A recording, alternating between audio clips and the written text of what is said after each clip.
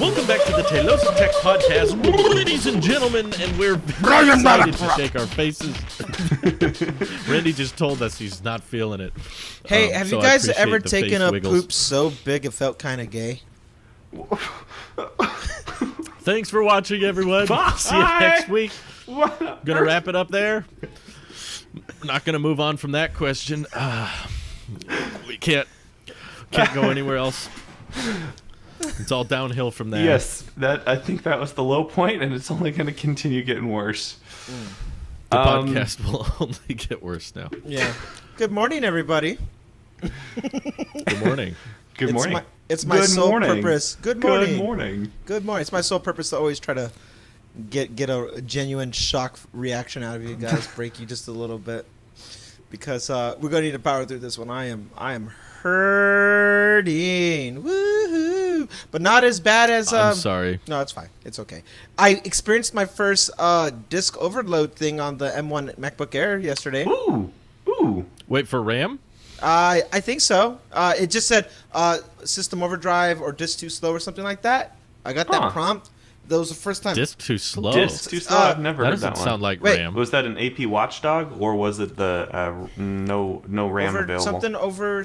Something was running too slow, or I wish I had the people in the stream. I was streaming, recording, and I had two other applications running in the background at the same. I was doing a lot of things at once, and I was on Logic. I was moving the bar a lot quicker while I was doing live playback, and the audio was getting captured. Everything's happening in live time, and I was moving on the keyboard, moving the bar forward in live time, so it's processing it really quickly, and then it timed out on me, and I was like, "Oh, that's the very first time I did that." So I saw, for the first time, the M1's limitations, and my first reaction was, yeah, the iMac could have never done this. I was like, this is very impressive that it took me this long to do something this aggressive to have it do that.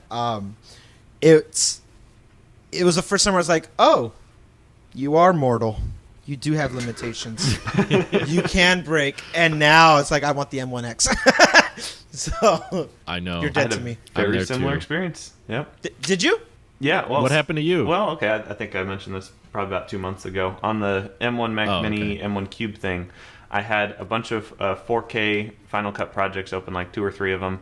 I was exporting stuff, importing stuff. I was transferring files between SSDs. I was uploading stuff with 2 different browsers. I was maxing it out, and I got a you're out of RAM issue, and that one. Yeah. I remember and that. so I quit Chrome, and that fixed it.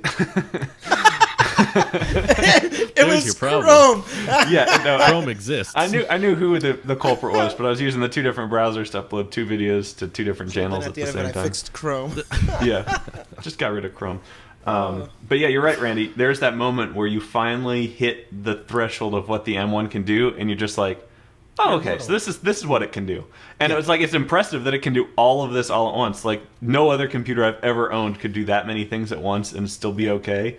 But it was just like, all right, I've made it to that limit now, and now I want to break it. Now I want to be able to do even more next time. And so that's why I got the 16 gigs of RAM on the MacBook and the iMac, and I have yet to encounter more RAM issues. Do I have 16 gigs? I don't remember. I was going to ask you that, but now that you're asking that, I guess I have 8 gigs. Oh, I have 8 gigs. So broke. Well, no. Didn't you say you were getting the smaller one because you were waiting for MacBook Pro anyway? Yeah. That's when you'll go all out with RAM? That's true. I would go all out. RAM, SSD, everything. How much RAM do you need, you think? Even with the new in-house chip, it's amazing what 8 can do. I think 16 would behave a lot like 32. Yep. But knowing that I want to future-proof it and have it for another 4 years, I think I would do 32, just because I don't need it right now. And, software gets stronger and things get more aggressive as time goes on, and I want to have that headspace. The MacBook Pro will be, if it comes out tomorrow and we don't have like the dedicated I/O and it is what it is, that's going to be the MacBook that carries me for the rest of what I would Time, consider because time is coming to an end. No, it'd probably be the MacBook that carries me through the rest of what I would consider the modern day or the today's version of a YouTube job or whatever. Like that would be the book. That would be the MacBook that transitions with me to the next stage of whatever we do in entertainment. I would want that thing to just stick around. So dream MacBook is 32 gigs of RAM, 4 terabytes Wow. of SSD. Okay. And headspace go and if I can actually upgrade and do anything, I know it's not the case anymore, but if I could do anything with the GPU, I would. But it really at this point we're waiting to see what this M1X, M2, M3, M1. You made a video, Drew, about how you think the M1X is not, or the M2 is not going to outperform the M1X. Yeah. Got me thinking, like about, what's the word I'm trying to say? Transistors? No. What's the Price per dollar. That's always what you're trying to think of, Randy. Yeah. Anyway, Computational. I don't know. price per dollar. Anyway, these chips, it's getting more interesting to see what we can get away with when you have everything done in house. What you can get away with on such little or entry level barriers, I guess I would say. Everything coming back to just how the M1 finally you just timed out for me for the first time, and I was like, wow, that is impressive. And how many paces have you put that M1 chip through before you even bumped up to that limit? I would tell you, okay, because One. we seem to be in the era right now, or the season of audio stuff. I have been everything playing back live, lossless, everything. I am doing a lot of information back on me in the audio sense, and I am pushing the sucker, and it is just tugging along like it's oh yeah, there, it's fine. I feel the back of it. Like I obviously I know there's, you could take a look when you open up the what's the app called? It's called the health monitor? No, the activity monitor. Activity monitor. I look at to see what that stuff is, but sometimes I just want to let me feel, is the thing getting hot? No, it's warm at best, and it's interesting that a fanless, basically the closest thing to an iPad of what I would want the iPad to do, a fanless hardware device like this is able to do so much. Knowing darn well I'm not doing 8K or anything like that, you know what I mean? Like, it's obviously, I'm staying within the realms of what I'm able to work with realistically, but this is something, of a point of context, is the iMac could never have done comfortably, and and the iMac did have a dedicated GPU, did have a dedicated for what it was 6 years ago now, it was doing great, and this completely blows out of the water. If worst case scenario, the MacBook Pro came with an M1 chip only, which I know that wouldn't be the case, but say it was, I would be okay with it, just knowing how aggressive I was pushing it to make it time out. And I say that because it's not going to be an M1, so anything above this chip is just going to get better. Is so cool to witness in lifetime. Yeah, I hope it gets better soon. Drew's just over here on his iMac Pro, hating Intel and wanting slightly better performance. Where most people want any kind of improvement. Yeah, most people haven't spent $5,000-$6,000 on a computer before, and so this is the first time that they're getting to experience this level of performance in something that honestly costs $1,000 and can even cost much less if you get a Mac Mini or a refurbished or a deal. Every time I open up, so I haven't had an M1 laptop before. I had the Cubes, the Mac Minis. I had the iMac, but this was the first M1 laptop I've gotten, and it is so much fun to just open it up and do the Craig thing, because like before I even like finish opening it up, I already see the little password thing like blinking, like waiting for my password to be typed in or fingerprinted in, and it's like, man, this is so fast and something I've never experienced before, and it's in just such a small and compact form factor. Now, I will say, I'm a little tired of the fan on this MacBook Pro. I kind of wish I got a fanless MacBook Air. Obviously, it doesn't have a touch bar, But the fan on this MacBook Pro is louder than I expected. A couple times I've been, kind of pushing it, and it spins up, and I'm just like, I guess I appreciate that there's a fan there because I'm getting slightly better performance, but it's kind of annoying. Fan. Yeah. I wouldn't recommend the MacBook Pro M1 really to anyone. Unless you love the touch bar. I really love the touch bar. Yeah. I do appreciate and enjoy the touch bar, and if you just want to hold on to that for as long as possible, I guess that's the one to get. But yeah, the reason I'm not trying to get in love with it is because I'm like, I know it's going away, so I don't want to fall in love if I know it's going to be taken away soon anyway. So I'm like, okay, bye. But yeah, the performance differences I've seen with the fan versus without the fan are so small that I don't see that as a big selling point. Battery life maybe is the only other selling point I could think of, but I do have praises to sing about that. And I guess, Randy, I'm curious to see what your experience is with the battery life. Have you ever killed it? Like you're I've done it a few times with my iPhone 12 mini, actually a few times a week mostly these days with the beta. But it's just like, oh man, I'm already at 20%, I better go find a charger. But with this MacBook Pro, and I'm sure with your MacBook Air, it's just so hard to kill. Like, I'm almost... Sometimes I just unplug it while I'm sitting here at my desk because I'm like, I need to use a battery cycle this week. When I started doing podcasts again after getting, I did one over at my friend's house, and I just had the MacBook up, and we did 2 episodes that day, right? We did EV and tech, so having everything set up, still going and recording and the MacBook at that point was at like 83%. By the time we were done and I was done recording, it was down to like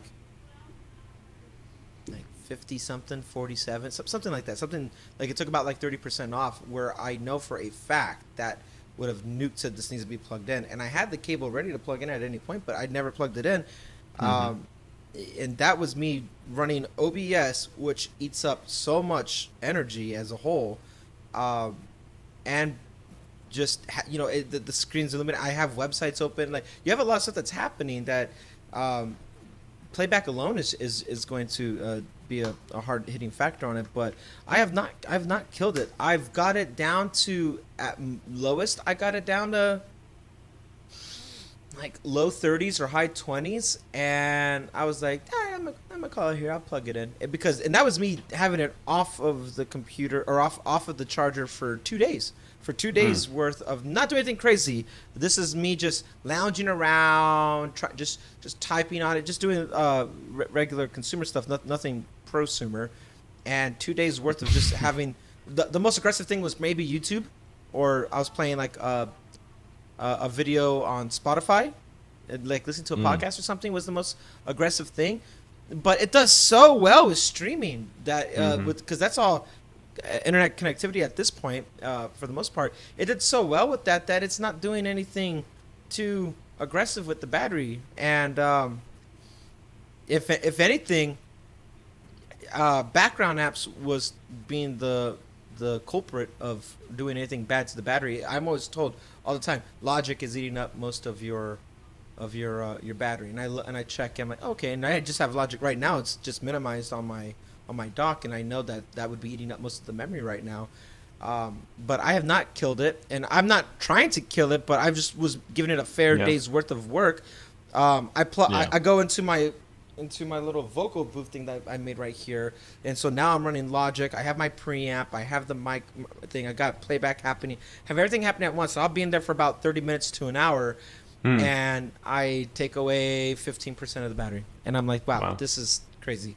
It could just sit off dock all day if I wanted to, and that's impressive. I don't take for granted the advancements of how these things perform right now. Yeah, it's just, I know this is, like Drew said, like, I didn't go heavy on it because this is not the one that I want. It's the one that I need. Stopgap. It's a stopgap. It's not the hero you want, but it's the hero you need. Yeah. I love it. I love the design. I love the wedge shape. I love the space gray. I love everything about what it is. It's just not what I need. Something more. But for me needing something more, my God, am I operational now? It's crazy. It's like, A part of me goes, do I need something more? But I'm like, yeah, I wouldn't do 8 gigs of RAM. That's too low for me. So, yeah, regardless, so this is not the one I'm keeping. I've been using this MacBook Pro for 2.5 weeks now, and I got it refurbished and went. Yeah, I got a few thoughts. No, but I've been using it for a little bit of time here, and when I got it, it came with 6 battery cycles, and so as it was refurbished, and we're sitting at 9 right now, which means over a whole 2.5 weeks, I've only used 300% charges of battery, and dang. And a lot of that's me sitting at a desk. That's kind of cool. But that also kind of shows you how much, how efficient it is when you're having it off. Right. You know, it's. Wonder how many cycles my crazy. iMac Pro's done. You don't have a battery. How do you check? I know. I'm just Okay. He's like checking. Randy's like, how do you check? No, I mean for was the making MacBook. A joke. You go to system information, information, and then you say system report, and then go down to power, and then it says it's not here, Nick. I don't see it. It's fake news, misinformation. Oh, I don't see it on mine. Oh well, but I had an interesting battery story when it came to Apple products. Not with the Mac recently, but I went camping last week. Oh, and I went far away from all cell towers, and to preserve battery life on my 12 mini, I turned on airplane mode and low power mode and everything. And me and my buddy Ross were doing all kinds of time-lapse shots on this mountain. We climbed up this hill really early in the morning to catch the sunrise. And I just kind of set up my iPhone, and I didn't bring a charger, obviously, because where we were camping, there wasn't really any way to plug in. So I left pretty early Saturday. Was it Saturday or Sunday? We left early Sunday, and then it was Monday morning. So I had used the phone pretty much most of the first day, and I kept low power mode on, so I was at like 70, 65%. Started the next day, didn't charge overnight or anything, and I was like, okay, I want to get a really, really long time lapse of the sunrise this morning. I hope the battery doesn't die because, the 12 mini is small and everything. And what I realized is that when you're on airplane mode and you're not using the internet of any kind, the battery life on the 12 mini is actually really long. You can get by really far if you just go into iPod mode and basically don't have internet. Because I set it up, I was using it that morning. I was using it as a flashlight and stuff, just to light up around the tent and the campground and everything. And I was taking pictures along the way of the hike and doing the night mode features when it was really dark and taking pictures of the stars. And I set it up, and the phone battery was, I think, around 50% by the time we got to the top of the mountain. And I started the time lapse, and I left it propped up against a rock, no case. It was kind of sketchy, but my friend was getting That's the very time lapse sketchy. with the DSLR. I was like, I'll get a new one in 3 months anyway. So I was like, whatever. I'll leave it up on the rock. And it's my stopgap iPhone. And I went back on like a 10-minute hike away from my phone, and that's when I got the notification on my watch, which is this new, I think either watchOS or iOS thing. It's like, you left your phone behind. And I was like, I know. Yeah, okay, whatever. So I go back to him. He's taking DSLR time lapse, so he has his camera set up to take a picture every 10 seconds or so. So I was just hanging out with him, and then I would go check on my phone whenever there would be a big gust of wind, because I'd be worried about it falling over or something, falling off the mountain. But it went for like 2.5 hours in time-lapse mode with the display on and everything, and the sun came up and it caught it and it looked gorgeous and everything, and I picked it up, and I was like, I was worried the whole time that the phone was going to die during that 2.5 hour block, and I was like, I really don't want the phone to die, because I'm worried it's on the beta and iOS 15 is going to do something stupid, and it'll be like, because the phone died while I was recording the time-lapse, I deleted the whole thing, sorry. So I was worried it would do something dumb. I'm having flashbacks. And we were getting ready to go. I was thinking about Randy's story, which I know he has an update on. Yeah. And the sun was all the way up, and we were like, okay, I think we're ready to go back to camp. And it was still running, but I couldn't see the battery or anything. So I stopped the time lapse. I watch it. It loads, and I'm like, yay, it's working great. And I check the battery. It's at 41%. Hey! Wow. It went down from 55 to 41% within 2.5 hours of time lapsing with the display and camera running. And I was like, I didn't know the 12 mini could be that efficient. Like, I had no clue. I was expecting it to die at any minute. I thought I was going to wrap it up and the phone would be at like 2%. I'd be like, yes, I saved it. And it was like, oh no, I could have kept going for like 5 more hours. Oh no, don't do that. Don't do that. No. Whoa. So I was super happy and impressed with the 12 mini, and I realized that it's all just cellular. That's the main reason batteries go down. It's all internet stuff. Once you Good just thing go into 5G iPod mode, is Once more you turn off efficient 5G than LTE. Yeah, you turn off 5G. I was testing it in a few different places on our trip, and I was like, okay, we have really good service here. I did a speed test, turned 5G on. It was slower, and I was like, okay, yep. Still so pointless. 2.5 hours. How long was that video, would you say? Like when iOS was done processing it? Yeah. I think, don't they all make them like 30 seconds or something It's like like that? no matter what happens, when I set my phone down for the Skyline one, I got it. I was there for about an hour and a half. They gave me 22 seconds. Yeah. I'm like, oh, come on. I wanted a longer one. That's why I did. Oh, it. really? Yeah, and so that's why. I've always found the time-lapse feature to go longer than I want it to, so that's why I'm okay with it. See, Really? I want the time lapse feature to last me the length of like a music A song? Yeah. Oh, like So- 3 minutes or so? So we're building a huge a barn in the backyard, and I'm doing a time lapse. My dad's all excited about this project, and so he's like, "Oh, can you set up a time lapse?" I'm like, "Yeah, sure." So I took your old 6 Plus, Drew, and I have it set up. It's still cracking. And I was like, "Do I do just like the time lapse button, or do I just take like a video and do it in post?"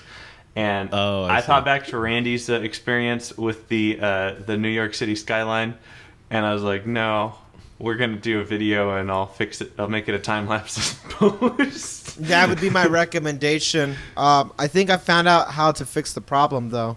So after 17 months of it, this is what's Tell the story for those who may have missed it. So January 2020, the last Before 3 the months we world had, fell apart. Yeah. and before times, I went to New York to go visit a buddy who at the time was stationed out there, and we knew we were gonna go play around in the city, and I always had the plan. I was like, all right, we're gonna go to the top of the Empire State Building. We're gonna record the sunset, and I timed it. Like my whole trip was based around this one event, and I set up the phone, and then I was like, babe, give me your phone.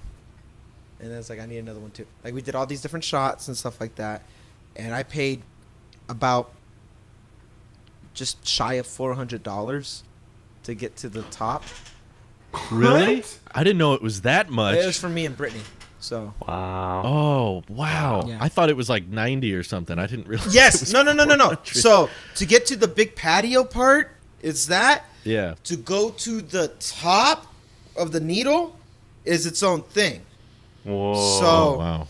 I paid to go. I like to get to the highest point. What they say, the highest point in New York City is what they promoted it as, right? For its time, Nick. So Okay, I was gonna say no. yeah, no, for its time. So I paid to get to the top, and so we stop. We do the little tour, walk around, do the thing, take photos, go outside onto the big patio where everyone's out there. Gust of winds. Like, oh, it's so cold and it's bad and everything's like, man, I'm going to drop my phone. I'm freaking out. But I still held out the 11 Pro just enough to get a shot here and there. I'm like, this is so uncomfortable.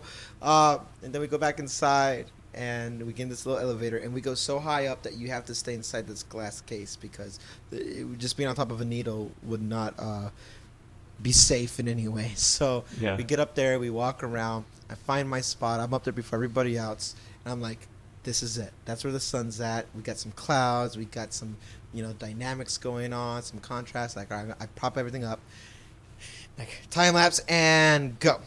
For 90 minutes, I record everything.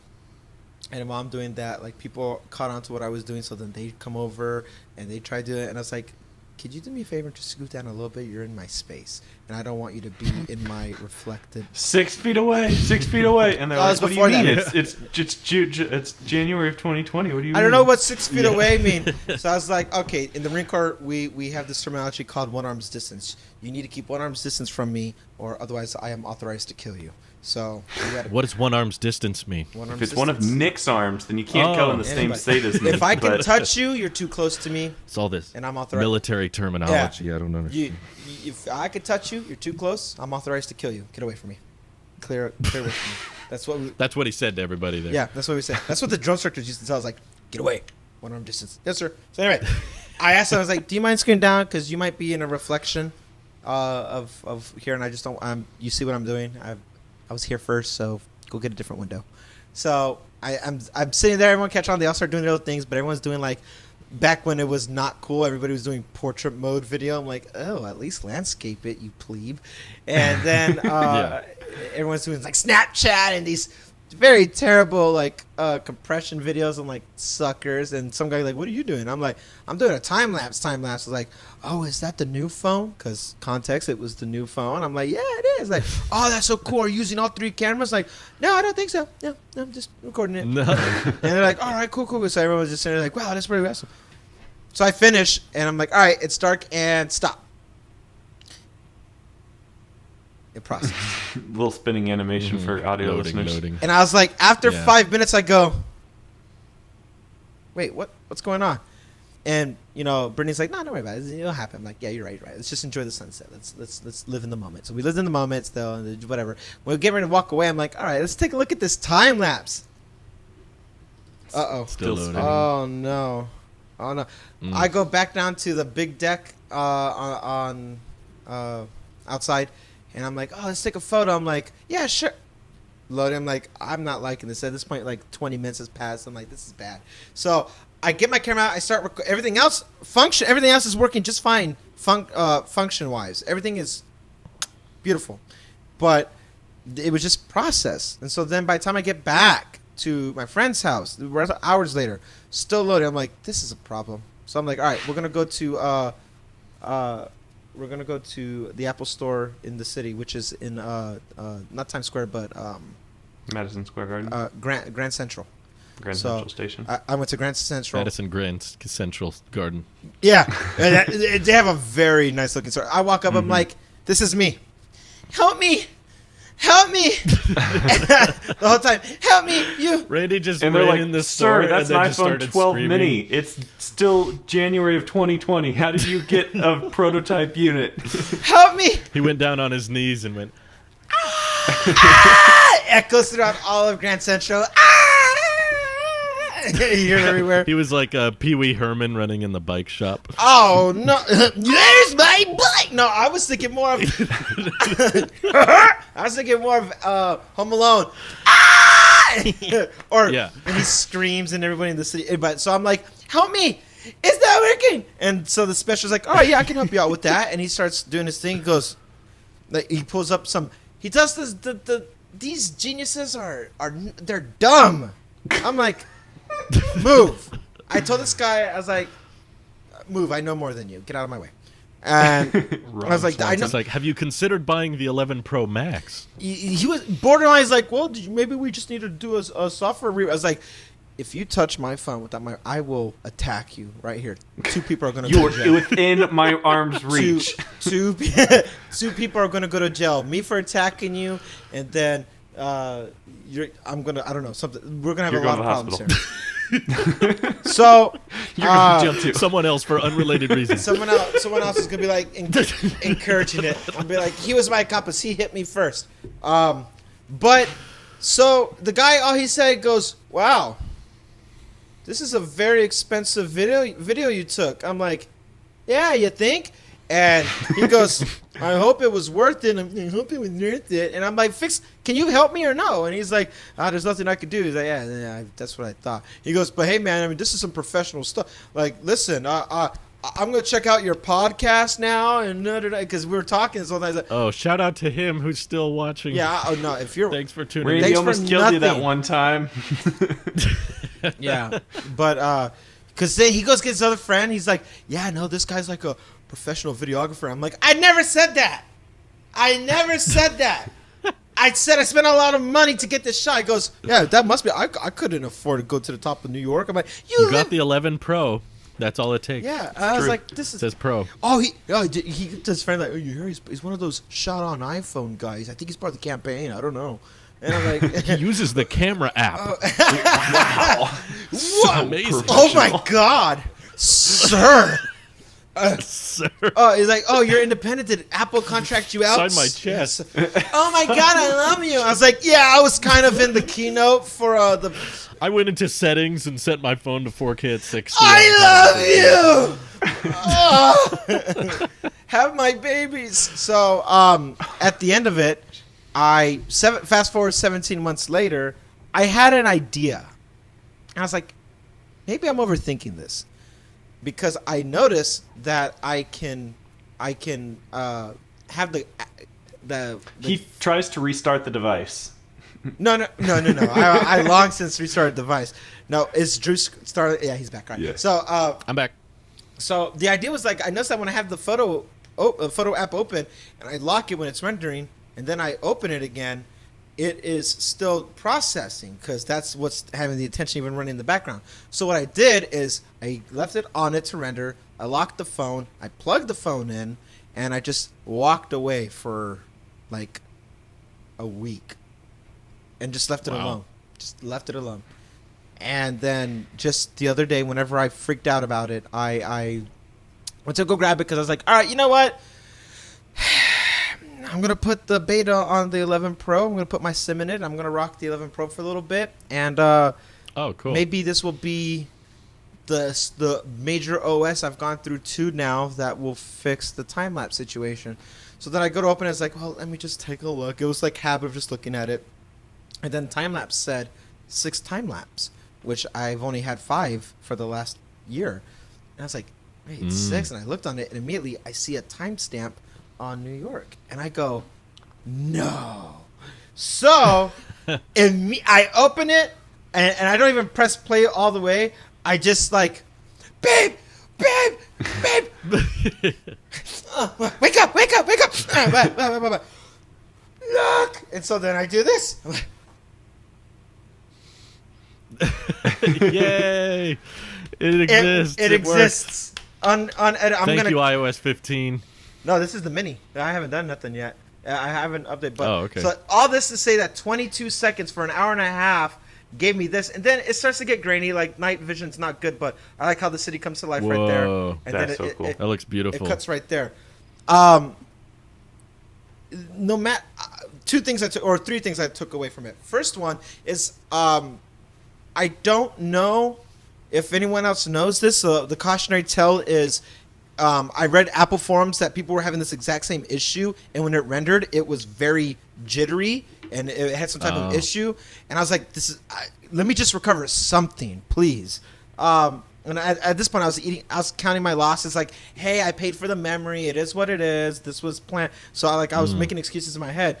If you the cautionary tale is, if you experience this issue with time lapse, just do what I did. Leave the phone still running like overnight. When you go to bed, just lock it on the photo or on the video as it's rendering. Lock it, plug it in, put it to the side, and just leave it alone. And everyone else said in the past that like it will work. Just give it time. And one guy goes, it took me 24 hours. The other guy said, oh, it took me 12 hours. And I'm over here saying it took me 2 weeks, because I did one time. I did it for a week nonstop, and it didn't do it. And then I did it again just recently, and I did it for about a week. So it took me 2 weeks, but it did work. Wow. So just put it to the side and leave it alone. If you can't do that, or you don't feel like you're the type of person to have multiple iPhones, and I don't recommend this by any means, don't do what I did, then I like the flexibility of recording a video as much and you can manipulate more, because I didn't want a 22-second one. I wanted like a 2-minute one. And I was doing the math. I was like, okay, well, if this is how it processes it, I think I get about 2 minutes. So I did what I did, thinking I was going to get 2 minutes, and I completely screwed the whole thing up. The problem is that the takeaway is you need to have the memory for it. If the video, it's going to eat up all that data in live time. So 90 minutes of just filming, and I would have. That's why I don't do it. That's the trade-off. Data consuming and battery consuming. Absolutely. Too. So it's a trade-off. So plug it in, leave it in overnight if you're going to do it. If you have the room or the space or the patience, just do it manually if you can. Otherwise, the third takeaway that I learned from it is against everything I just said, I think I'm going to try it again. I'm not going to do it on such a. I'll never do something where I paid that type of money and do shot on iPhone. I'll use the. It's going to go to the Sears Tower in Chicago. I'm going to go. Well, so here's the thing. I'm planning a trip soon to go up to DC, and I was going to take my mirrorless camera, the Sony, and I'm going to do everything that I did before, but this time I want to do more of a. You were talking how Ross was doing something like this. I want to do in a different version though, but I kind of want to mimic the House of Cards intro, like how there's a slow pan, but everything's moving very quickly. And I want to do that at DC, but I want my own version of it because I want to do a parody of House of Cards. So I have this plan, and I'm prepping to do certain things right now. I'll never do something like this on an iPhone again. But for little things like what you did, Drew, catching sunsets, I love recording sunsets. And that's basically what I did, just at a different angle. Little things, the time-lapse, I think, it works. came out wonderful.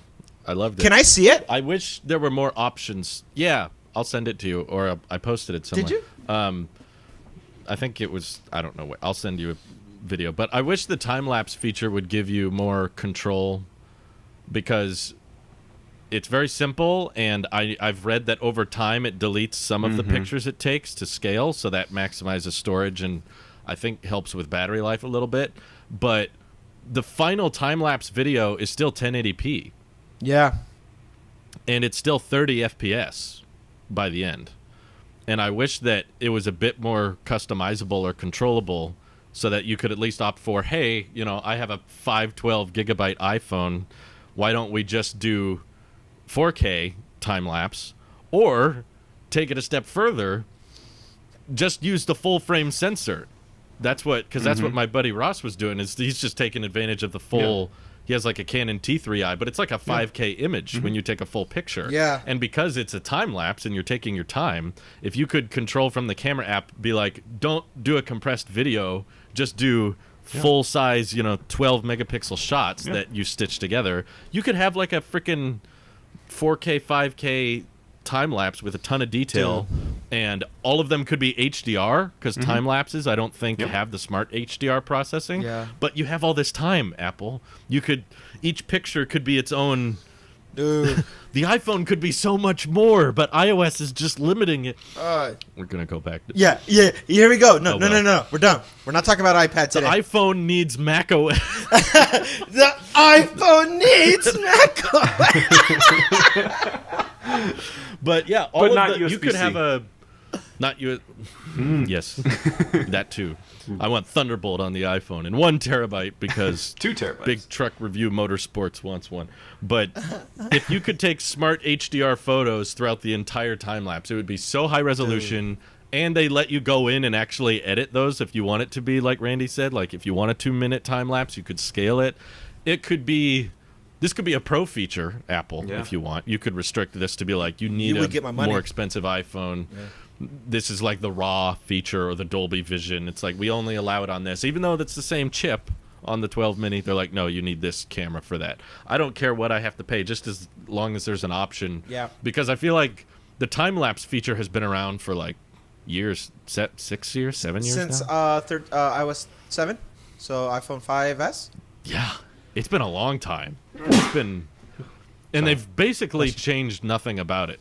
The time-lapse feature works exactly the way it did on the 5S, which is it does a 1080p, 30 FPS, scaled, and as Randy's experience, I've had that same experience too, although I didn't spend a bunch of money on it, that you still run into the time-lapse glitch sometimes, and letting users have access to that raw data, especially if people are saying, but it's an iPhone, it's meant for the basics, it's okay, why are we allowing raw photography then? Right. Yeah. Why does Apple have a raw feature?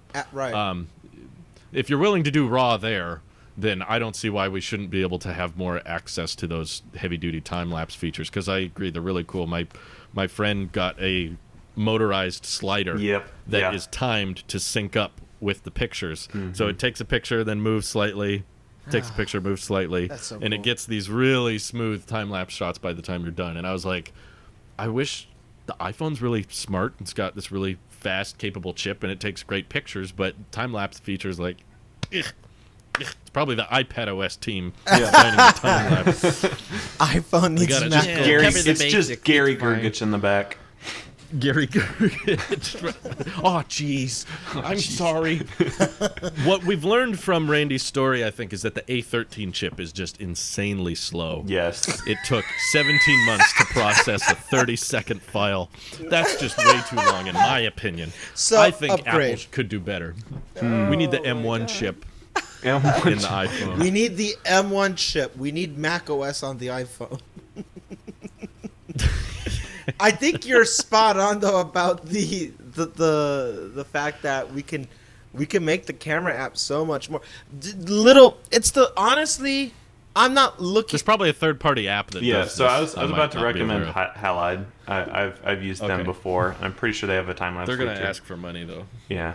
Yeah, I think it was like $10 or something. Or at least it have was worth ads. it. They do raw and Like, stuff. you finish the whole time lapse, and they're like, To finish Here's an processing this in fewer than to finish 17 months, it's processing the only time lapse, you have $18. to pay for- They give you a format that's We like have the data. MKV. And Yeah. you have to Ooh. rechange the format to like they'll Yeah, pop to it in get- Final Cut. They make it ProRes so the iPhone can't play it. But a Mac can. This is a great app idea we have. Oh I my know. God. It takes so much to get on this. tears. All right. I've got an iOS 16 wish list going now. That's on the top of my list. 100%. Time lapse. If we don't Pro. see it in the new phones, it has to be a software thing. Because I'm not asking for a redesign. I'm just asking for, an update. Just a little. Yeah. Just, it's the most we got was you can do a time lapse on a different camera now, on the phone. That's it. But that's it. Like, that doesn't give you any flexibility. It doesn't give you anything that is. It should be a pro feature. This 100% should be a thing. And Yeah, and there's no hardware changes needed. No. You could take the exact same pictures like we are now.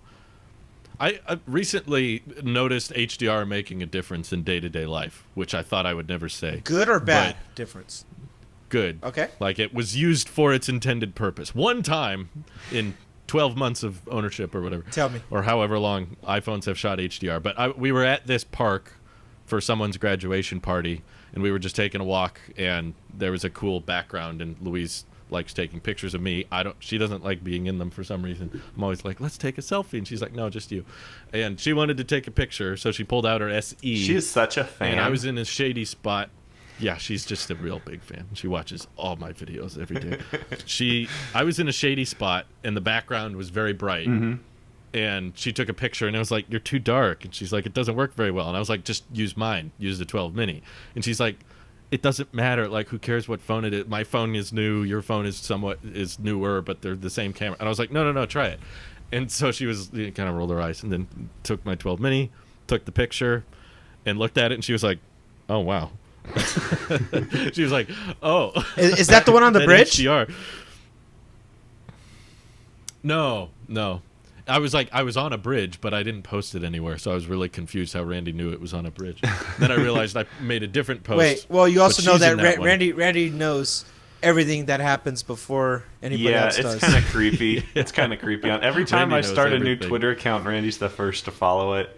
Whether or not I used my phone number or Yeah. anything. Drew did something Taylor similar. related. I don't know if it was Twitter or something, but he did something. I think I subscribed, and he goes, The "How Today did-" it's Starbase stuff. I started all that. Didn't tell a soul. Didn't use my phone number. Didn't use my email. I created a new email. I created a new account on Twitter, and Randy was still the first to follow it. And I'm just like, you are creeping me He out, has buddy. some IP tracking thing on Hey, up listen. his sleeve. Listen. All I'm saying is keep your friends close, but your enemies closer. Don't ever cross me. Wait Drew- a minute. Don't Drew- mess with Randy, people. Drew did something where I think it was a YouTube channel or something like that. You did something a few years ago, or at least last year, something like that, time ago.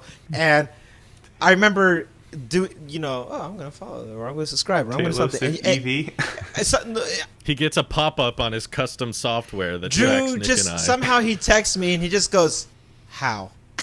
He just goes, "How?" And he knew that I knew what he was talking about. And I'm just like, whatever do you mean, Andrew? So if you want to find exclusive Twitter accounts, I guess just see what Randy's following on Sometimes Twitter. I You'll follow find all your private stuff. Well, actually, now I'm going to have a different account, so that way no one else can see what you guys are doing.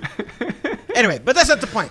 I'll have to try to make another one to see if Randy will find it. You said, how did Randy know I was on a bridge? Because bridge. I mean, why would at a park? Why would you want to be on a bridge? It's a different bridge. It's a different. Yeah, sure. But the HDR worked. It was a noticeable difference because she took the picture on her phone. It might have actually just been that, the SE has an LCD and the 12 mini has OLED, so maybe the brightness was just more viewable. But, I mean, that's another example of, like, Super Retina XDR versus Liquid Retina, nothing, just normal LCD. And she looked at it and was like, oh, I can tell. But I noticed it in the picture, too, because I've been impressed time and time again with my 12 mini on just how well-balanced it can get lighting environments. I have very little complaints with the 12 mini camera. The only complaint is it doesn't have telephoto, but I know the solution. That's just a couple $100 more. So after the camping trip, I was like, I think I'm ready to go back to the Max now because I love the mini, but I do want the telephoto for those other situations. But every standard lens picture I've taken with that thing has blown me away with, especially when I'm right next to my friend Ross because he brings his T3i everywhere and he's always taking these DSLR photos and he's like trying to get the shutter right and the ISO right, and then I take a picture and I show it on the phone and he's like because it makes it so painless, but it looks so good, and I'm like, I don't know how the camera can get much better, to be honest. I feel like you talk about the iPhone. How can the iPhone camera get better? In terms of, I mean, with videography and time-lapse stuff and other modes. Oh no, I have a different feedback for it. For photos, I'm impressed. For photos, I think I would be ready to go to a Pro or a Max. Ooh. For photos. Once they perfect perfect is such a pretentious word. We all knew that we weren't getting that much of an upgrade with the 12 series. This time around, so which is why we all felt pretty comfortable doing a non-pro, because we knew stuff like night mode was not going to be better. Ultra wide still is crap with low light situation. I would love each camera sensor, telephoto, ultra wide, and then your standard wide angle to have the same data more or less. It's like I want what you do to the primary lens. I want every lens effectively be the primary lens. Sure. I want that treatment when it comes to... Yeah, ultra-wide's nerfed. Please, ultra-wide is my favorite lens, and it's the weakest one. It's... I have... The ultra-wide needs macOS. Ultra-wide needs macOS, because... I was trying to think of a pun with macro and macOS. MacroOS? No, ultra-wide needs... Macro, no, that's Macro perfect. S. MacroOS. There's a joke in there somewhere. You'll have to look pretty hard, but it's in there. So we'll get out our MacroOS camera how to find Drew the joke. is describing how he takes a photo with Ross is exactly every time Nick and I would go do something, and he has his camera and he's trying to get the shutter speed, the ISO, and I get the phone and I go ultra wide and I take the shot and I'm like, this software is so impressive for landscape views that I feel like iPhone is just for what the purpose I want it for works. What Nick is doing is technically more advanced. He's technically better, not advanced, but technically better, not just advanced. That he's getting the raw data. He's trying to get the right everything that. But like for me to I want to capture how the sun is moving in the clouds behind these trees. Boom, done. Ultra wide, 10 out of 10. Never lets me down. The moment it starts getting dark, I start getting really hangry in a way where I'm mad, I'm upset. This is terrible. And here's Nick. Okay, here we go. The thing where I think where these cameras always prevail in is that face shots and things that actually have genuine bokeh and you have depth of field and stuff like that. I don't feel like the software can ever one-for-one replace or replicate like that, but it's gotten so darn good. But when I'm trying to just I don't want bokeh and I want to get all this information captured on the phone, ultra wide is like, if I can have that my default open up and go, then that's what I will use. But I like being outside at night too and capturing nightlife stuff, and that's where I would like to see these cameras, even telephoto. If I could punch in on a subject like wildlife at any point, I want to be able to punch in and still get a clean data with like live photo, where if they move too quick, I'm like, okay, I can go back real quick and move it over, because every time you move your live photo, you no longer get the HDR. Now you just get whatever the video caught. And that makes me upset, because there would be a good photo that I got in HDR, but something's off. Somebody closed their eyes while they blinked or something. So if I just move it one beat to the left or right, now it doesn't look good anymore. Now it's just bad. Best example, I was kayaking. My brother was being a jerk, and he decided to give the camera the bird. And so now we have like, this could have been a good photo. And so I go in and to live photo, pull it back about, just a second, where he's just like this before he flips us off. And I'm like, see, okay, I could have done that. So I said, no, I have to take the HDR version, go to retouch, get rid of the finger. And it's this whole process.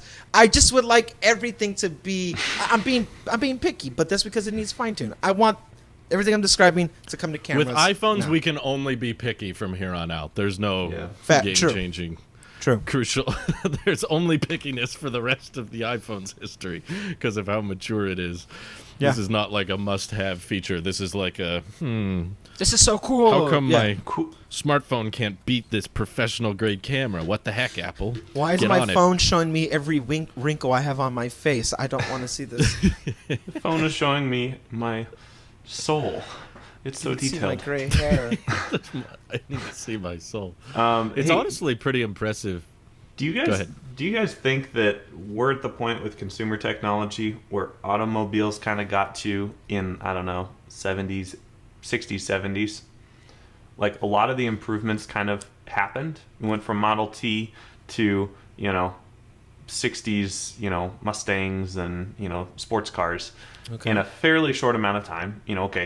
Different time scale. But I think we've kind of reached this point with consumer tech. All of consumer tech, Apple, Google, Amazon, everything, cameras, Sony, like all consumer electronics feel like they're plateauing, and not in just wait for next year's refresh or the year after that. Like, I don't know.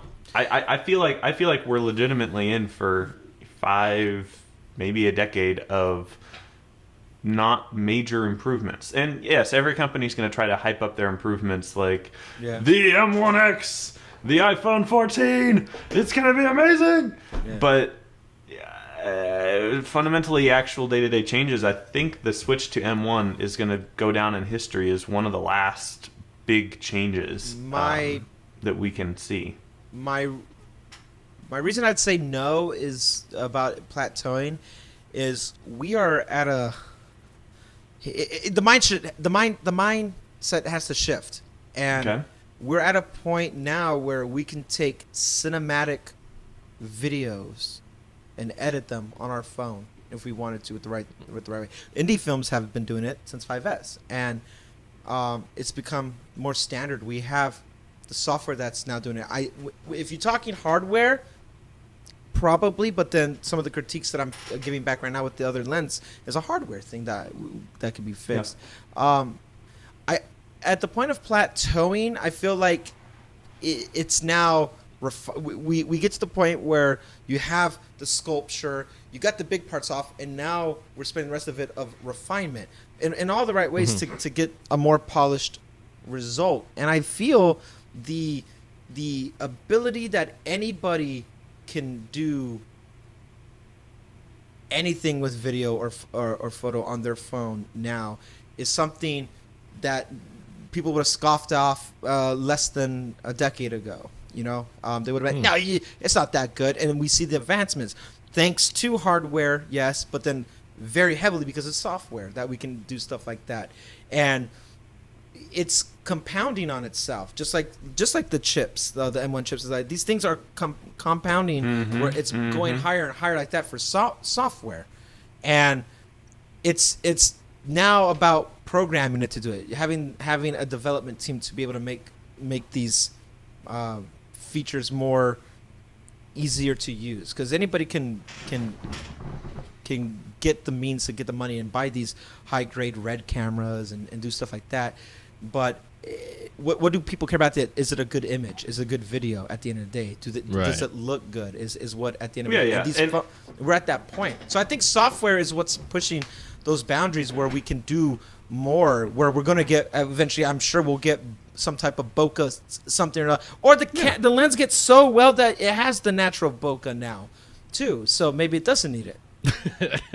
Physically impossible. Nick's like, no, sorry, physically impossible. No, I mean, okay, so if you're going off of SLR through mirrorless, I mean, those are, but we're talking about different camera types at this point. But what I'm saying is that with consumer tech as a whole, you said cameras, Sony's, or even smartphones, they all have their place. They have their spot in photography, in videography. They work well in. And I think it's all about refinement at this point. So I wouldn't call it plateauing more than I would just say maybe saturation, in the sense that there's a lot of bleed over between one another, which I think is a good thing. It's welcome. If I could get more features that would come from a mirrorless camera, I'm all for it. But if I could get mirrorless cameras to do airdrop, I'm all for that. You know what I mean? Yes, please. Oh my God, can we do that collaboration? Like things like that. It's like, oh, this is game changing. You don't need cables anymore. The day you don't need cables anymore to do streams like this, oh man, that would be so cool. So stuff like that. I just think it's a waiting game. I just don't think it'll be as exciting. This refinement period, as you're calling it, is probably what I'd call the plateau period. It's not exactly flatlined as far as innovation, but the excitement level of these innovations is plateauing, I guess. You're just bored. Yeah. No, I agree. I am. No, I'm bored. I'm bored too. I'd agree.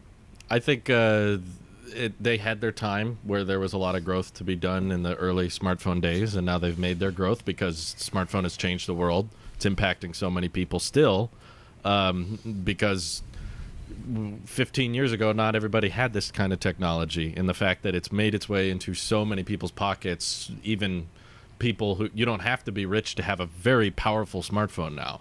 You can have chump change to get a pretty dang good camera and an amazing display and a pretty powerful processor and everything, relative to decades ago, basically a supercomputer in everyone's pocket. Yeah. So yeah, you have your growth period, and there's no way that could last forever. There's just no way. It was growing so fast, and the fire was burning so bright and burning so hot. It's literally not possible that it could just keep growing at that high a rate. So yeah, plateauing or refining, whatever you want to call it. It's high, though. It's plateaued at a very high point to where we've reached near perfection of a product, of something that helps all of us, something that we all use. But yeah, sometimes the sky is the limit, I guess, Sometimes you go up really, really high and there's just nowhere else to go. So I think that's somewhat where smartphones are going, outside of nitpicking, which is what we're all doing. It's like, I want HDR time lapses to be 5K, Imagine explaining that request to your grandma. Imagine explaining that to request to you 6 years ago. Yeah. Just 6 years ago, saying, this is what I want the camera to do. They'd be like, it's a phone. Yeah, like, what are you doing? Wait, you have 4K? You know what I mean? The camera has 4K now? Like, that's where... another nitpick is I would like the front-facing camera to be just as great as the rear cameras. I know that's not a thing, but I would like to do that just for it's selfish... getting close. It is getting close, but I like the depth of field. The gap is getting smaller. To pivot, though, just because this time next week, exactly a week from now, Friday, I'm going to be having the new Beats product in my hands. Ooh. Oh, yeah? Why'd you decide to order those? Because you did it. Studio buds. Because somebody on the team needs to review it. For the record, the only reason I didn't was because the delivery date would be when I am going away. And I'm going to be gone for a while. People listening to this already know that. But that's right, I'm guys. Out of town. I'm and I don't want to work now on my trip. So Randy's taking over the entire network. I'm Taylor Swift now. We're shutting it all down. Are you planning on just returning them, or do you actually think you might use them? So the plan as of right now, I mean, I'm going into this with no expectations. So because of that, that means I would return them. But if for our YouTube people watching this, you've noticed I've been using over ears the last 2 or 3 episodes now, and it's really because my AirPods Pro are dying. The batteries are pre-shot. So I'm at the point where going wireless is not practical for me to do long form sit downs like this anymore. Just going in and out, and then it was more hassle than what it was worth. So this became a necessity. Because of that, am I in the market for them? No, not really, because AirPods Pro out and when I go grocery shopping or whatever gets the job done. If I want to go outside for a walk, gets the job done. But for my lifestyle, it's not getting the job done anymore. So that's where it's like, we'll see. I bought them because we have been, we as a community, everybody, I feel like, have been waiting for some type of refinement of AirPods, which turned to evidently were these Beats. But we've been waiting for this, like, a new design, and so there's a certain level of like, what's this? And now Apple, it's genuinely genius marketing. They don't dilute the Apple brand. They can now use Beats as their gateway drug for Android people to get in. Here's your USB-C. Here's your instant pairing to your phone and stuff like that. And but you sure? Okay, you're gonna have to download a separate app. But if you came to iOS, it's all built in. There is no separate app. Like there's a cool little segue that's going on right there. And instead of diluting the brand of Apple with AirPods, something that's glossy white and it is premium this and that, and we have our critiques for it, but it is intentional. It's branding. Beats is the. Let me kind of show you what we could do, because they're still playing into the Beats marketing of celebrities. Like, we knew these were coming because of LeBron having his little Instagram posts and stuff like that. We saw these were a thing. I want to represent us on the show, at least from a consumer standpoint, what a new product that's being launched for the first time in a long time in the Apple ecosystem. I want to see, what does this entail for us? Even if it's under Beats, it is still Apple. If we got, if we had something that came out from like Blackmagic camera, and this was like, but this is in collaboration of Apple, there's still something of Apple involved in there. I would feel you would want to try it out. Like, does this now do something outside of ProRes or something like that? So things that have to do with Apple's DNA involvement, I'm always going to take an interest in. Definitely being audio centric, I am very interested to see what a cheap pair of wireless earbuds sound like that evidently aren't as good as AirPods Pro with transparency and stuff like that. Okay, fine. Let me hear the difference now. I've seen the best of the best, which is AirPods Max. Okay, I have worn the best of the best, and it came at a price of the best of the best. Yeah. Now we got. It came at a price. It came at a price that I can't justify. I want it, and I flirt with the idea sometimes, but I still can't justify. Beats is not a studio thing. It is meant for consumers, for music and stuff like that, and that's how I'm going to. Despite the name, yeah, they're not meant for a studio or anything. Yeah, it's misleading. I'm going to approach it as, I'm going to listen to podcasts, I'm going to listen to music, and I'm going to see what this sounds like. This idea of no H1 chip in there, or W1 chip that's going to pair between devices, I don't want that anyway. I want to use it for my phone. That's what I was going to ask about. I was like, there's no automatic switching. Thank Randy would God. love these. Can I get that? Because Randy can't stand the automatic switching. I hate that. Yeah, I cannot stand that. So I don't really care for it either, to be honest. Yeah. The only reason I liked the W1 or H1 was for the pairing.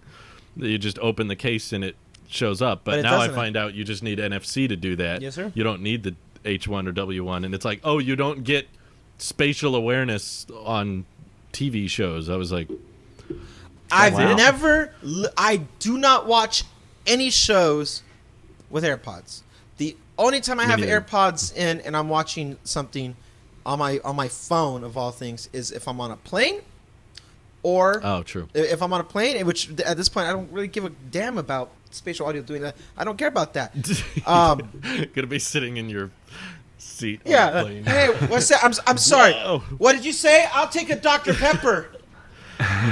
Yeah. So, like, I don't care about that. Maybe Automatic switching is not a deal breaker for me No. either, because I'm with you. I'm like, I'll let you know if I want to switch to my iMac. Otherwise, I just want you to default to the one device. I have to go into settings anyway to change my, whether it's control center or settings. I have to go into it anyway if it paired to the wrong thing. So I do it anyway. It is not such an inconvenience to me to just go into the settings app, Bluetooth, boom, right there. It's done, it's quick, and it pairs to the wrong device 10 out of 10 times anyway. So I do not care.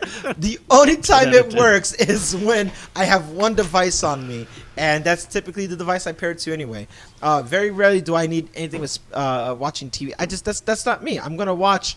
And I'm not even watching Apple TV Plus anyway, so who cares? I'm gonna watch it on my TV and do Disney Plus or Netflix or whatever. So I don't care about that stuff like that. What I'm looking for is how different is the sound quality from AirPods. I know AirPods and AirPods Pro very I'd be curious. comfortably. I know that in and out like it's nobody's business. I've studied the frequencies to almost like a science. So I don't need to put them in my ears anymore. I know what these suckers sound like. I now want to see, in contrast to a Beats product, okay, we got more bass. What does it sound like when I'm listening to a Talos of Tech podcast? What does it sound like when I'm listening to a Randy Vasquez album? What does it sound like when I'm listening to Joe Rogan? Like, I'm going to put it through a YouTube video, things that I do anyway. What's that going to sound like? I feel like that's the majority of the people anyway, at least our listeners. They'll be doing pretty much the same thing. And let's find out. I'll do maybe a live unboxing with an immediate first impression, and then I'll start spending a couple of days. Cool. I'll do a couple days of really pushing it to the limits. I want to test the battery. The battery's never been an issue for me for the other products. So what's it like using these? How terrible is transparency mode or noise cancellation? Or is it not terrible? Is it just blown out of proportion? All this and more. I have a little bit of a list, and I welcome any other things that you guys might think of that you want me to try out. I will rock them for a solid week, and if it's after a week, I'll give a full assessment on it, and I'll probably do it on the podcast, and we will from there decide if I keep them or not. The thing is, I went with the black because it's the safest. It's the cleanest. I'd go with black too. It looks very nice, but the red look. Something about the red so, caught my eye, dude. Ferrari red. Come on. It does look good, but yeah, it's more. It contrasts better, I think. If I'm going to be very, shallow about this, I did not pick the red because the Beats logo on the red was white instead of black.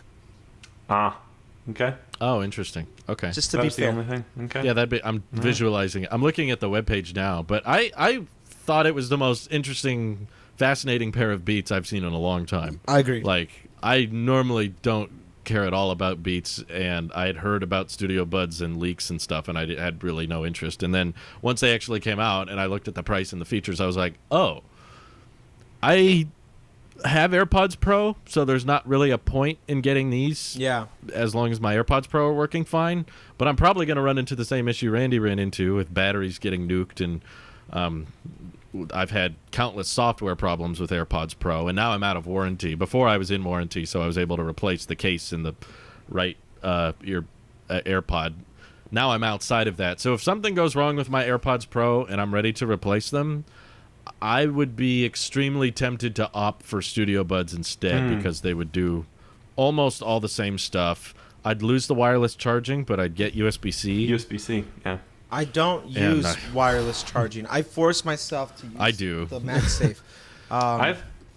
I've tried that. So I have 2 wireless charging AirPods, and I just can never get it to reliably wirelessly charge. Like sometimes I'll put it on the MagSafe Duo charger, after I wake up and I'm like, oh, the AirPods are low, so I put it on the charger, and I'll come back like 2 hours later, and like it's really hot and nothing is charged, and I'm just like, they're always hot. It's like boiling and nothing's charged, and I'm just like, yeah. Well, anyway, I've given up on the wireless charging. I'm curious to see how the hinge is for the Satisfying. That's another thing I'm going to be looking for as well. It's not a deal breaker by any means, but it's like, it's like, all right, well, you put so much attention to detail with the hinge. No, it's a deal breaker. It's a deal breaker. It's got to feel good. If it snaps, yeah. If it feels like plastic crap, then I'm going to treat it like plastic crap. But yeah. Yeah, I just like that it's a matte finish too, dude. Because I was getting sick of the glossiness of AirPods, and I was like, they just did everything I wanted with AirPods basically, but on a Beats product. Yep. Minus H1. Yeah, minus H1, which honestly, as long as I still have the one-tap pairing, that's all I really cared about. Because I'm in the same boat as Randy with I don't care about the automatic switching at all. Like, I turned it off on AirPods Pro, and I left that in the other room, so I just decided to use AirPods 2 today. And these automatically paired to the iMac. Nice. When I first set up the iPad, and I was like, oh, shoot, got to go into settings, switch it over again. The AirPods are not contextually very good, in my opinion, at figuring out what I want to use. No. So I just usually end up turning off the automatic switching so it doesn't do that at all. And these not having that is fine. The wireless charging is something my MagSafe puck that's on my desk, I almost never bring my phone in my office anymore just because I have an ecosystem in here of iPad and Mac, so I can text and call and do whatever I need to, and my phone just is for personal stuff. So my MagSafe puck in here is basically just my AirPods charger. Whenever we're done with a podcast or done using AirPods, I just drop them on the MagSafe puck, and I've always had them charge okay because I guess the puck's pretty small. But I have run into that issue with third-party chargers where they don't align properly, but it's still like emitting energy. So it's just like, oh, now there's all this wasted heat and we got nothing out of it. So I didn't look at it as a huge deal breaker for most people when I found out that Studio Buds didn't have it, although for my own personal reasons I was hoping they would. But given the low price and the fact that these are cheaper than standard AirPods, right, which also don't have wireless charging, I was like, dang, they did good. What did they do here? What's going on? Would it be nice to have wireless charging? Sure, but that's not why you're getting headphones. Is for wireless charging. You're doing it for wireless connectivity. Unless it just annoys me when they say true wireless and it still requires a wire. No, nothing's true like, wireless until you have to have something in your three tiers pocket. of wireless. Yeah.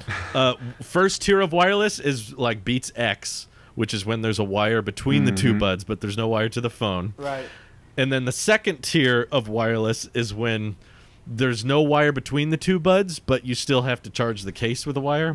Third tier truly wireless means that to charge and operate the device, you don't have to use wires. So you what can charge are the AirPods Max? without a wire. AirPods Max is Tier 1, I think, because you still need a wire to charge them. Okay. They don't charge inductively, which is another one of my criticisms of AirPods Max, is I was like, if those were USB-C, I would like them so much more. Also, I was very frustrated that the Mac to School program, not that I'm a student, it doesn't matter. The Mac to School program doesn't do AirPods Max. What's with that? Why it's not? almost like no one I don't bought get them. it. And they're like, oh, well, we'll just stop making them and sell out in about a decade of their current stock. And do you think it's the next HomePod where they built like a bunch of them and now they just have a surplus of them?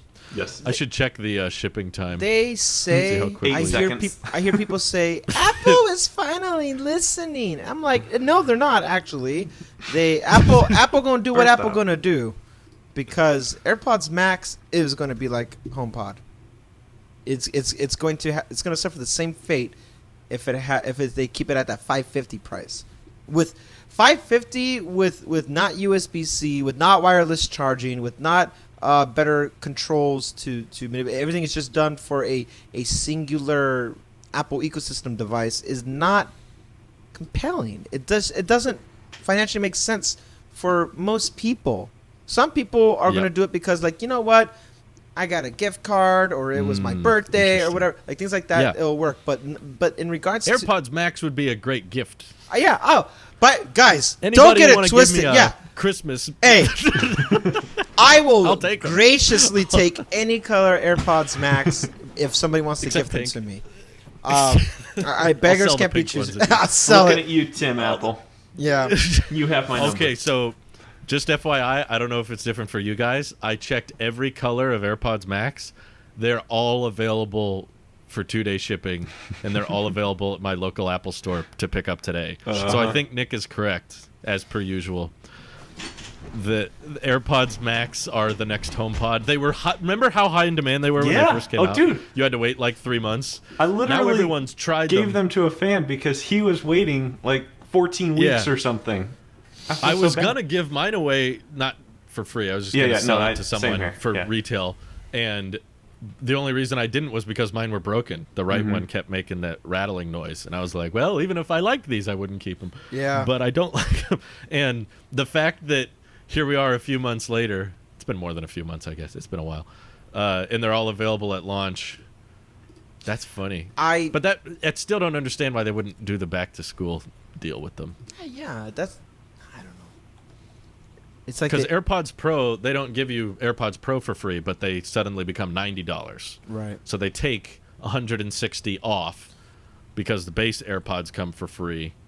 So $90 for AirPods Pro. That would have meant if they did the same thing for AirPods Max, it would be $390.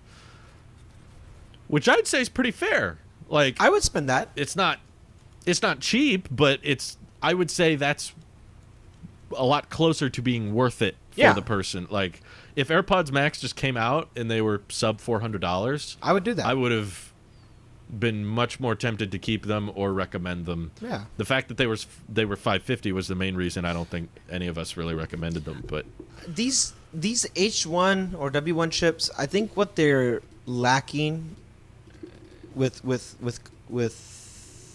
understanding is it needs like a hierarchy system. That if whatever device has a FaceTime call going on, it probably should contextualize that that's the one that we want to pair to. That's a good idea. If something is in sleep mode, that's not the one you're trying to pair to. If something's open, if something has been authenticated through biometrics and it's unlocked, chances are that's the one you're trying to pair to. There should be some type of hierarchy that's happening.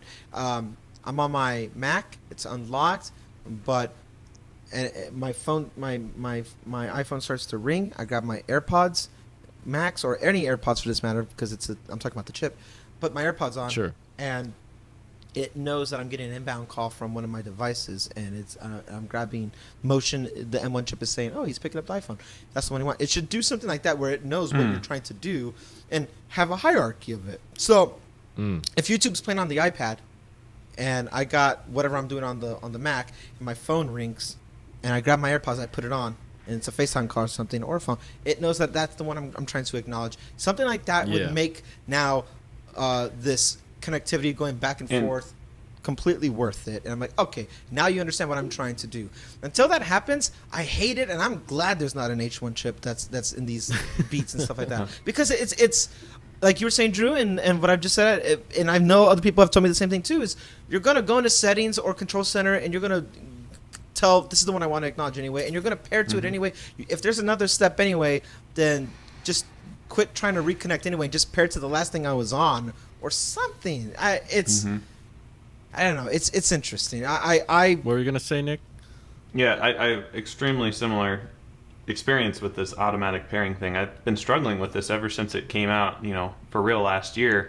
Yeah. And it's a huge problem. Every time I reset a pair of AirPods, which doesn't happen super frequently, but I have done it in the past, all the devices are now just trying to auto pair to it. And it's almost like, I would agree with you, Randy, it needs to, use some motion sensors and stuff and figure out that hierarchy. But I would also say it also needs to combine like my past usage with the device. And because Siri is really good, right? Like Siri knows what app I want to open before I do most of the time. It's kind of, down there, and it's like, normally you connected headphones, so you want to open the music app or whatever.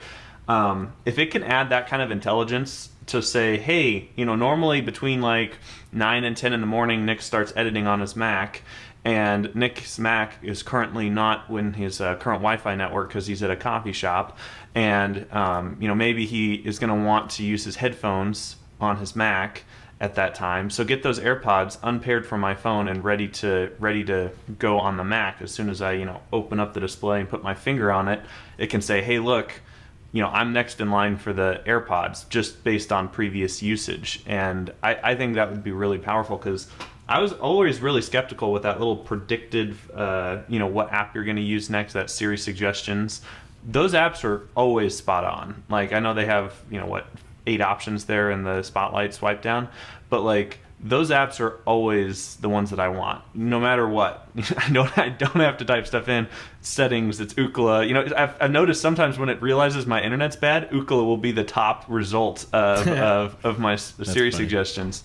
And I'm like, I don't know how Siri is doing this, but if we could take that Siri smartness and put that into the AirPods, universal connectivity, I think that would really help, because it is something I've turned off on my both sets of AirPods on all my devices, and it's so frustrating when it accidentally gets turned off on one of my devices, and it's just always trying to pair to that device. And I'm like, no, I'm watching a YouTube video on my phone. Why does my Mac in the corner need to be connected at the moment? It doesn't. And an easier solution that has been done is just allowing multiple devices to pair to one pair of headphones.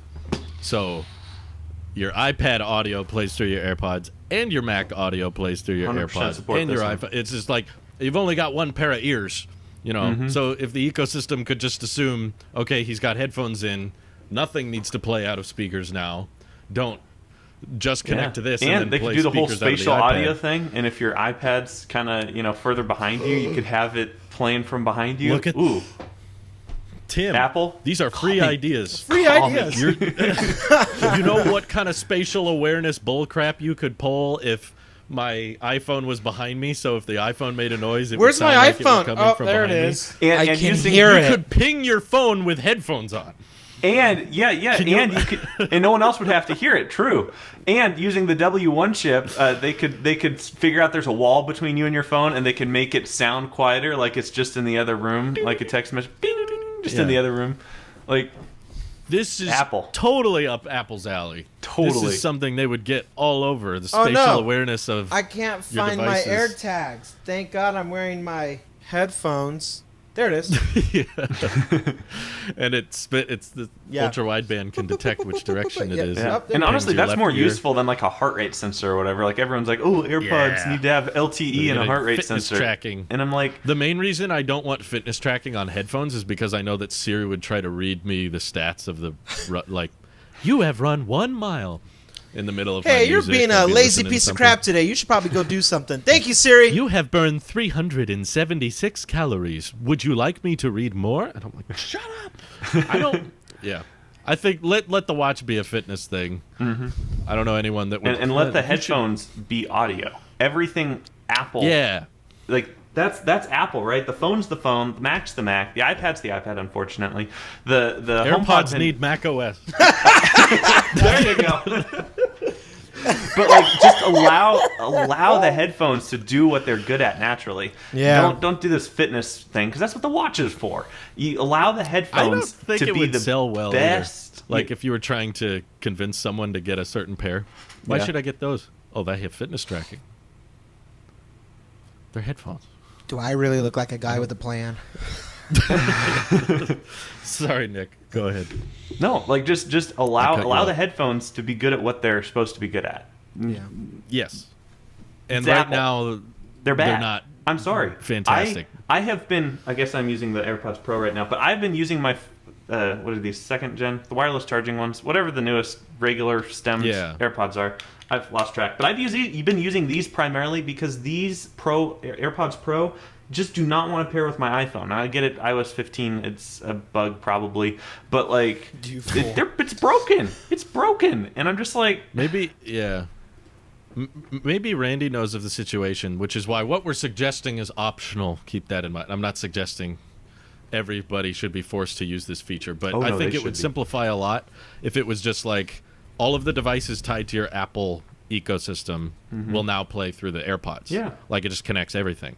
Is there a situation for audiophiles where you would want to be using headphones for one device but using the speakers for your Mac? Does that come up with audio production? Can you rephrase that question? So, is there a situation where you want your AirPods to be playing audio from your iPad or your iPhone, but you also want speakers coming out of your Mac Yes. Yes. Oh, yeah. simultaneously? Yes. Yes. I'll give you. Okay. I'm doing it right now. Not right now, as in like literally right now. But I'm doing it when I'm not. Well, I'm working on music this week, and Yeah. every time I'm checking a mix, I bounce that as an MP3, and then I play it on my speaker. I play it in headphones. I play it on AirPods. I play it in my car. When I'm in the process of mixing and mastering a song, I want to hear what the end version is going to sound like compressed, and that includes sometimes crappier headphones, something that's not lossless like these. I want to hear what closest to the final version is going to sound like as it is delivered, not as it is submitted. What I submit is a lossless information. What is delivered is something that is less than. And I constantly check with headphones and then my monitors, and then I use my iPad speaker, my iPhone speaker, then I go to my car, and I do all these things because I need all this information, and I have little notes, and I track down. I'm like, oh, this part was a little bit high. The piano was a little bit sharp there. Like I can fine tune by then. And further, I would like to, if I'm wearing headphones and I'm just working. Let's do something not specific to me, but what people, audiophiles and consumers would appreciate.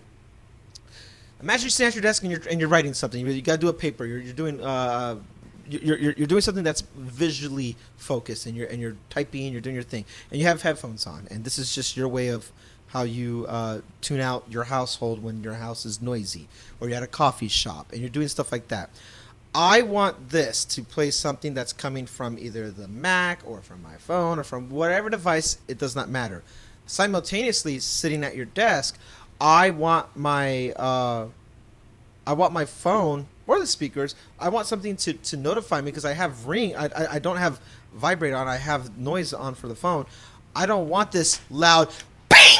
Oh my God, my ears! And it's right. I don't want that in my ear. I want it to come out of the phone. So the only time I ever put on vibrate is because I don't want it on either. I just turn that on. I have it there so I can hear it and also feel it, but vibrate is more because I don't want this loud thing chiming in my ear, distracting something. There are some people who use like sound, like Calm or whatever, like the meditation apps and stuff like that, and they need to block out certain things. Like you would want certain things here while you're having like white noise happening in the background. There's multiple situations where you can use two things at once as a compare and contrast.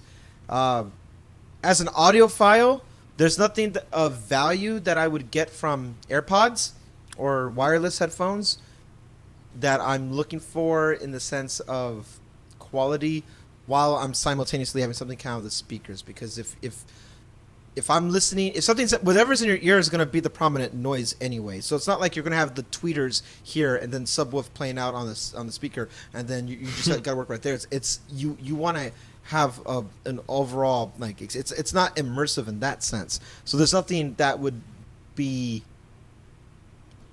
YouTube or Spotify or whatever related that I just want to hear something and give me only certain data, certain information in these headphones or a pair of headphones, and then give me other information of the same song or whatever down in the in the speakers.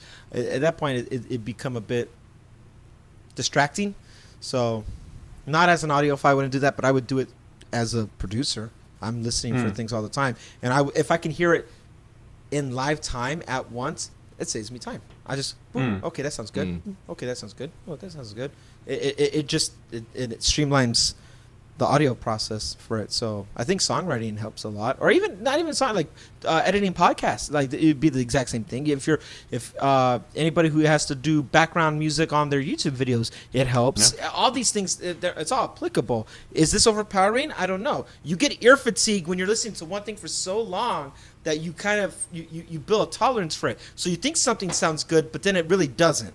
You just have ear fatigue, and now you're so lost you're not hearing it. So that's why taking a break, walking away, coming back, and now you have fresh ears to hear something. Maybe mitigating that sound would do something for you if you had something playing on the speakers and then hearing in the headphones, and now you can actually hear the differences between the two. You're like, oh, okay, nice. So that's a thing I would like to play with. I only ask because I do not find myself in situations where I have headphones on, but I'm also listening to speakers separately. So I would fit in that demographic perfectly of just when I have headphones on, put everything through there and nothing through anywhere else. And then I don't have to deal with this whole pairing thing. I just have my whole ecosystem powered through one What pair. you said about having all devices come into the headphones is perfect for practicality purposes. You got a mess. Because if it's all using the iCloud anyway, Nick and Sweeney had just sent you a message. Hey, what's up, man? Oh, cool. Would you like to respond? Yeah. Who cares what device it's responding to? It's all using cloud information anyway. So that's perfect. There's this is an actual question. How many things are locally based on a device now that you need that information with headphones? Nothing, right? Everything's streaming or a call, iCloud. I can't think of anything, but I don't know if I'm maybe Final Just Cut? downloaded Well, music. You probably save a lot more battery to stream music from a phone to headphones than to stream music directly to the headphones, which is theoretically possible if they put Wi-Fi modems inside them, but it would not be good for your battery life, so that's probably why they won't. But yeah, I mean, if it was just to announce a message, that could be done over the air. You know, if they're going to bring lossless playback to AirPods over AirPlay someday. Via AirPods refresh, AirPods Gen 3 or AirPods Pro 2 or something like that, then they would have more capability to do stuff locally, just rely from iCloud instead of from a device, which is what they do now. So Yeah. I honestly... there's growth. People getting a lossless headphone for people to buy consumer-wise is marketing. Most people will not appreciate. They want to appreciate it, and I think Apple has responded to it in the sense of like, here are beats where that is clearly it's not lossless, it's manipulated, maybe bass heavy or what have you. Like to say that, look, I get such a high. Where's my T? Listen, I'm getting the purest quality of this song, the way the artist intended for you to hear it.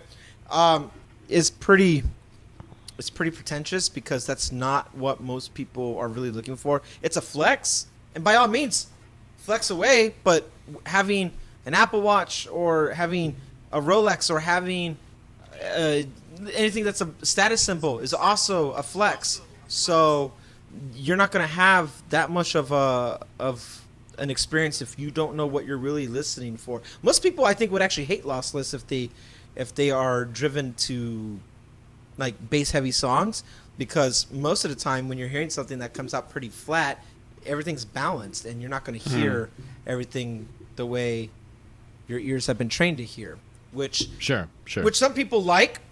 They're like, okay, no, I like how I can manipulate the high ends here and the bass here, and that's what I want to hear, and they're used to hearing that. So then hearing something lossless might not be their ideal thing, but in other ways, some people want to have the vinyl record equivalent to something. But I honestly, it's so